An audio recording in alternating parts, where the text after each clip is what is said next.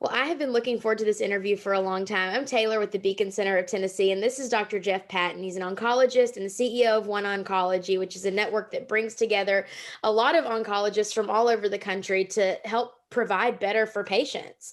And he's really passionate about patient care and increasing outcomes for patients, which is why we wanted to talk today about a very controversial topic in Tennessee and in a lot of other states that have certificate of need laws. And so, Dr. Patton, thank you so much for joining me today. My pleasure, Taylor. Thanks for making time for me. I'm passionate about a lot of what you just said. That patient care is first, and when regulations get in the way of us providing the best possible care for patients, then I get passionate about fixing those hurdles and barriers to doing what we do, which is nobody else but doctors take a Hippocratic oath that we're about patients first, and we take that very seriously. So thank you for making time. I'll try not to be so passionate I explode onto your video. I think that would make for like a really cool video if you did. That might be really neat. So don't let this end up on TikTok.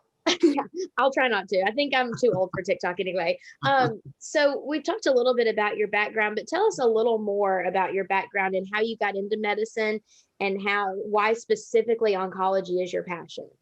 So I grew up in pretty rural Virginia. I'm a southern hick, and I was always fascinated by science and people, and this just became a logical way. My dad was a mailman. There weren't any doctors in my family, but I was fortunate enough to get into a good school at University of Virginia and pursue my dream, which is to exceed in science and caring for people. And so it's always been my passion since I was like 17 years old. I was like, I'm going to be a doctor, and I just kind of programmed myself, and that's what happened. And I trained at Wake Forest, and I was in internal medicine. To be a specialist in medicine, you have to train in general. And I liked everything. I want to be an infectious disease doctor. I want to be a cardiologist. And then I was like, man, once I touched cancer patients, like this is what I want to do. These are the most special people.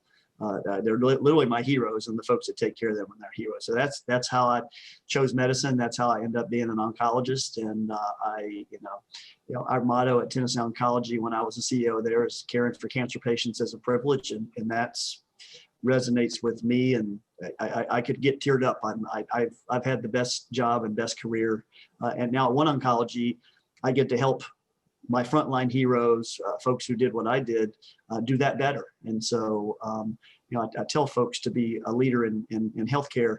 You can help one patient at a time as a caregiver, but as a leader, you can affect hundreds or thousands. And, hopefully I can help enable, folks to take care of tens of thousands of cancer patients in a better way. And we can innovate on the science side with research, and innovate on operations and customer service. It's called the patient experience, but it really is, they're our customers, and patient experience matters. And medicine's been too doctor centric for too long. It should be patient centric. So I could go on all day, Taylor. I mean, you're going to make me emotional too, talking about this. It's really moving what you do. But you're in a really unique position as a doctor who doesn't believe in certificate of need laws in states. And so just a brief explainer, refresher for people who are listening on what certificate of need is, it's where a hospital or a medical facility has to apply for state permission to function, basically. If someone wants to build in a certain area, they have to apply to a board of oftentimes their competitors to be able to function in that area. And a lot of times those competitors, other healthcare facilities, keep the competition out. But you, as a doctor, as a CEO of a medical providing company network, you are passionately opposed to certificate of need laws. Tell me a little bit about why that is. So I'm a self-taught business guy. I've read over 100 business books. I don't have an MBA, but doctors, if you get through medical school, you've proven you can learn about anything. And so I'm self-taught, and I believe in the free market. And we live in a free market country. It's the best economy in the world because it's a free market. And the certificate of need laws are not a free market. And in a free in a market where you have something that no one else can get.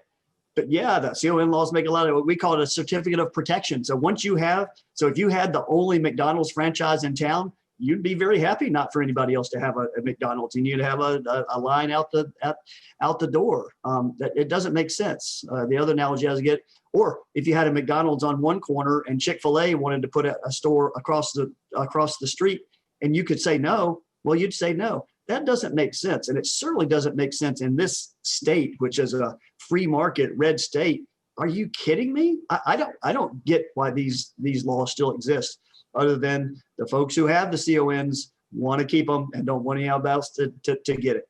That's not free market. And I'm going to be as PC as I can about not say why I think that it still exists, but it's not right. It's just not right.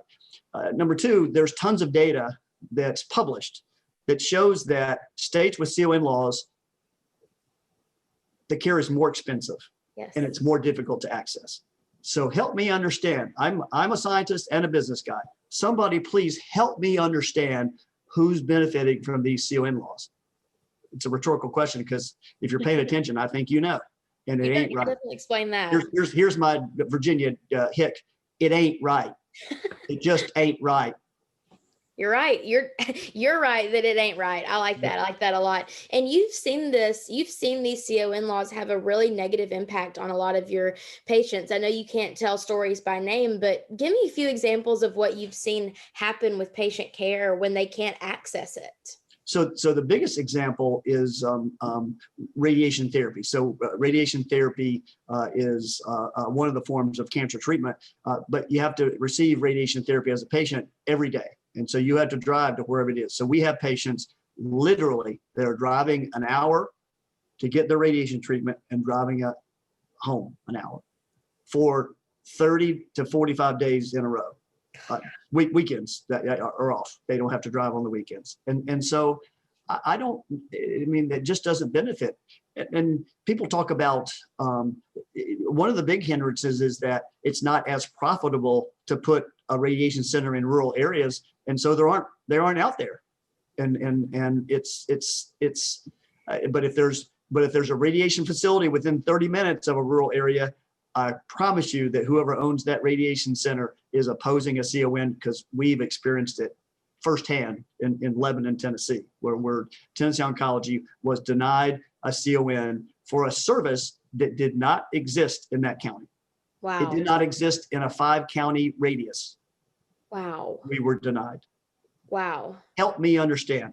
Tennessee Oncology has been providing medical oncology care in Lebanon for 20 years as the only provider in that city, but we weren't good enough to warrant receiving a CON to give radiation therapy, which is complementary to medical oncology and chemotherapy. I'm getting ready to get passionate now, so let's go on. I like us Southerners, we get real heated real fast, but it's for a good cause. It's nothing, we use the fast food example a lot because it makes it easier to understand, but this is talking about real lives and patient care. And so when you're considering not building something in a rural area because it's not profitable or there's no need, there are patients with cancer that live anywhere and everywhere. It doesn't matter if it's in a profitable area or not. Yeah, again, we didn't become doctors to make money. We swore a Hippocratic oath to do the right thing. We would be more than happy to put radiation facilities in rural communities that break even. Yes. We don't have to make money. We have to take care of patients because that's what we do. I love that. I love that. So kind of to round out this whole talk is I just want to know from you, what is your hope for certificate of need reform? I know there are only a few states that still have certificate of need laws. They were scrapped on the federal level, I believe, in the 80s. There are a few states that are still holding on, and Tennessee's one of them. So tell me a little bit about your hope of what you hope that CON reform will accomplish if we can get there as Tennesseans. In a perfect world, I'd love to see it just abolished. But I'm a realist and know that there are folks who want their certificate of protection. So at least we should start opening up more and more services until they go away completely. And obviously I'm biased, so I would like to see imaging and radiation and outpatient surgery and those kinds of things that affect cancer patients. I'm not in the hospital business, so if they want to keep people from building more hospitals, we don't need any more. There's too many already, so I'm okay with that. If they want to keep blocking hospitals from chewing up each other, that's okay. But the things that cancer patients need, I would love to see the CON laws go away. Again, for patients, this is not for Jeff Patton or Tennessee Oncology or One Oncology. Every decision that we make is informed by what's best for patients. Nothing else matters.